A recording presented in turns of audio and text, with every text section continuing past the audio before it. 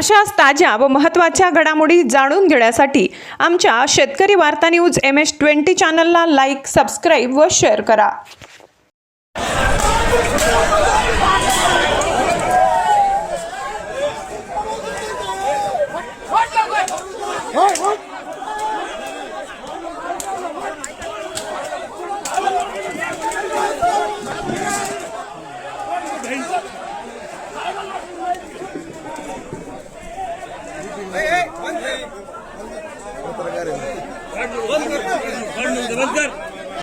आणि आपल्या कार्यकर्त्याला पोलिसांनी मारहाण केलेली आहे आणि त्यामुळं आपण आता ही संपूर्ण कारवाई होत नाही तोपर्यंत जाणार नसल्याचं या ठिकाणी घेतलेला आहे।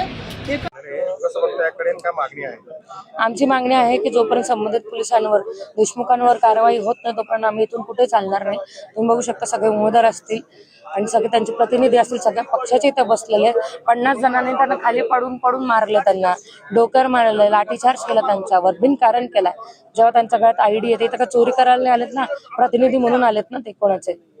तुम्ही चोरी करत असाल तर त्यांच्यावर कारवाई करत नाही, त्या माणसावर मारले। माझी माफवर साधा माणूस आणि माझी माफवर तुम्ही इतकं साधा माणसाला काय मारत असता? तर आमची प्रशासनाला निवेदन आहे की तुम्ही लवकरात लवकर कारवाई करा, म्हणजे आम्हाला पण मतदान प्रक्रिया चालू करता येईल।